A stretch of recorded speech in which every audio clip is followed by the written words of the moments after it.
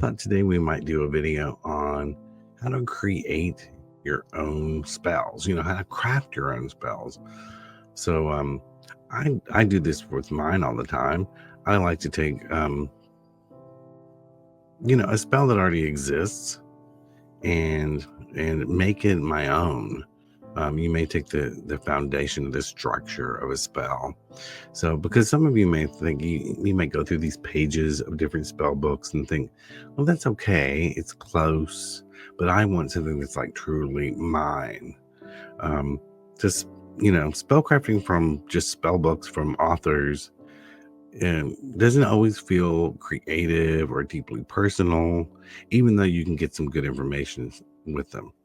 So basically, what is spell crafting?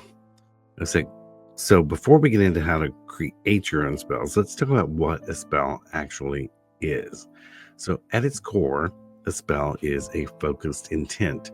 It is an energetic action, which is often it can be a symbolic ritual. It can be one that is, there's symbolism and there's actually things that are just cut and dry. They are what they are. But it's meant to be something that's designed to bring about a desired outcome. So you think of it as like goal setting. So before you do a spell or construct a spell, you set a goal, but with magic. So when you create one, what you're doing is you're combining intent, natural forces, and tools. Things like you might use herbs or crystals or candles to send that energy out into the universe. Some people don't use these things. I like to use them. I like tools. I like pretty things, statuary and crystals, and especially candles. I love candles. I love the energy that the flame puts off. But it's all about synergy between action and belief. So a spell creation doesn't have to be intimidating. It can be it's not really art. It's not science. It's a mixture of the two, so there's room to experiment and infuse your own personality into them. So, the basic creation of a spell,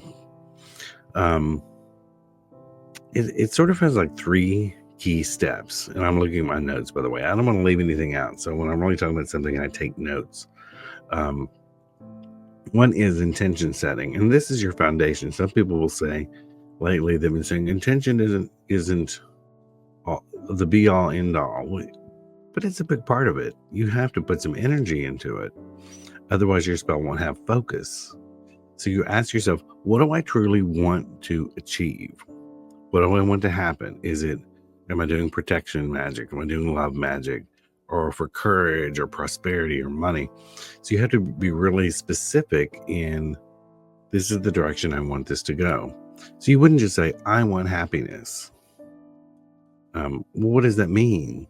You might instead say, I want to invite joy into my daily life. Or I want, if this is your thing, more money to make things easier for me so I'm less stressed, so I can enjoy my life. It's totally depends on your situation, but you have to word it according to your situation and according to exactly what you're wanting to achieve. So you're connecting to your intention emotionally and mentally to amplify its power. And the next thing you do is you choose, if you're going to use ingredients, choose the ingredients and do your research. Do these ingredients actually correspond with what I'm doing? So, it could include, like we said, crystals. It might be statues, elements of fire, elements of water. It might be herbs or colors, just colors. You may wear a certain color. You may lay on an altar cloth as a certain color. If you're like working with protection, you might craft a spell that has sage and black tourmaline, maybe salt. If it's love, it might include rose petals and honey and pink candles, something like that. So when you're crafting your ritual, let's say you've got your intention set, you've got all of your supplies laid out. This is where it all sort of comes together. So your ritual is a symbolic action that ties your intention to the ingredients and then sends it outward. So it could be as simple as burning a piece of paper with a wish written on it, or something really intricate, like a 7-day candle spell or a 21-day candle spell or something. So you're not really bound to the way other people's ideas of what a ritual is supposed to look like.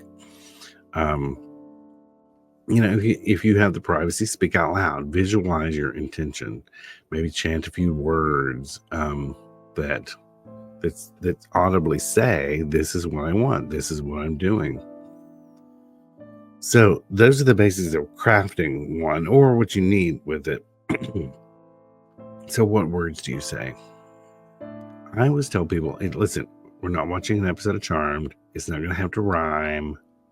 Speak from the heart and say exactly what you're wanting to happen. Just say it. I want this. And sometimes you have to break spells up into parts, where before this can happen, this has to happen.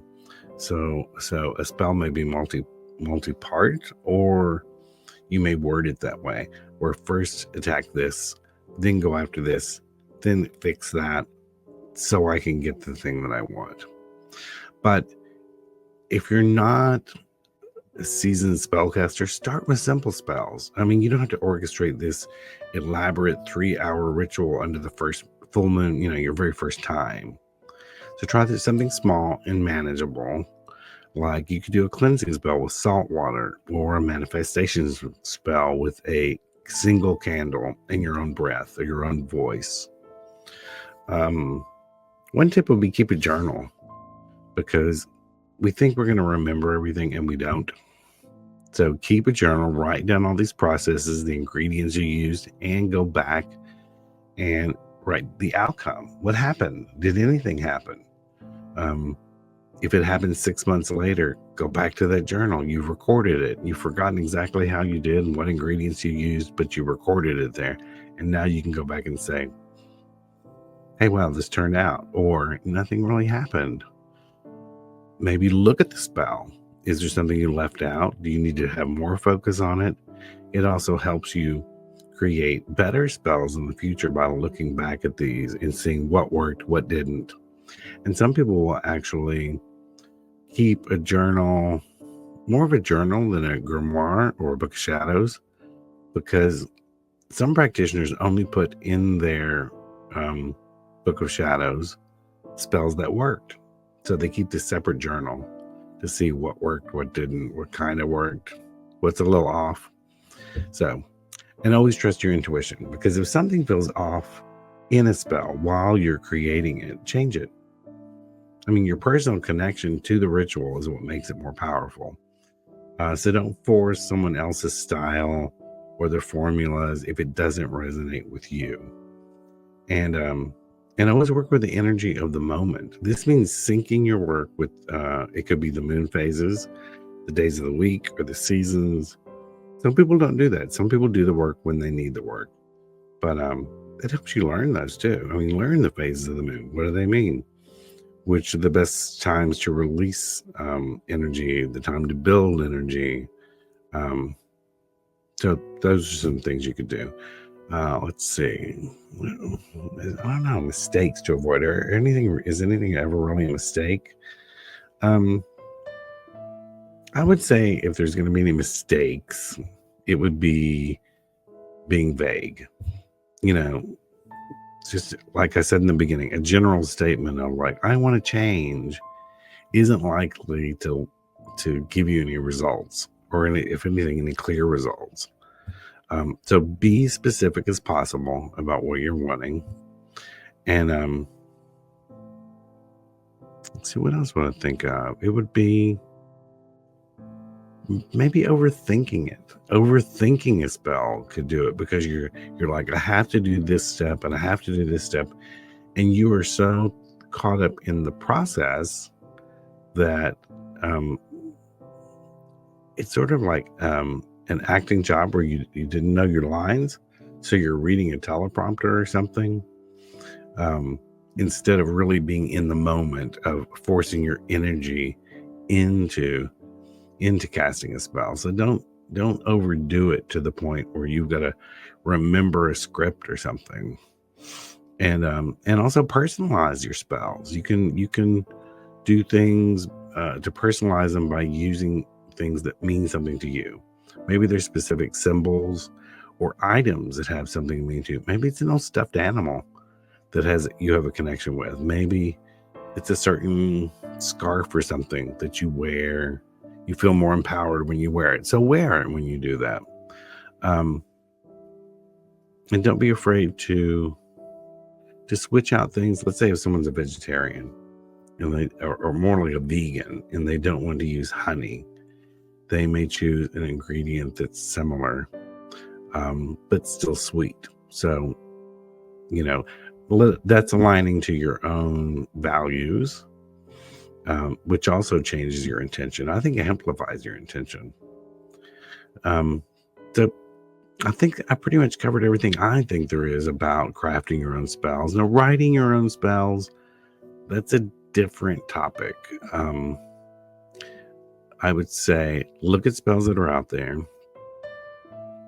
see which ones call to you, see how they're written, kind of absorb it before doing your own, and then give your own twist to it. That's what I usually do. I actually take something I like. I like that. I'm going to take this component out. I'm going to borrow this from this spell over here, which is similar, put them together, and then make it my own. So, make sure you can use the oils. Here at aromaG's, we're always creating something that is for spell work, whether it be a kind of oil or a candle, or I've always found over these, I don't know how many years I've done this, over 35 years now or something, that I'm always learning a new ingredient, something that I didn't even know before, or maybe I knew it by another name. So that's what kind of keeps it fresh for me. Not just doing spell work, but owning a metaphysical shop is adding new things for spell work and then learning how to use them, learning how to incorporate them in a spell, and going back to the journal we talked about, where maybe something didn't work and you learned about this new ingredient. Try redoing that spell with these new ingredients that are aligned for that, and maybe it'll be more success. So I hope you learned something today. I think I did. Actually, brought up some topics. Makes me now I'm going to go home and do some spell work out in the chapel, and I'll stop by the store on the way home and get some supplies.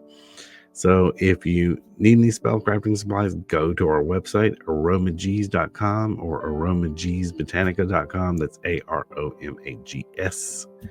And I will see you next time.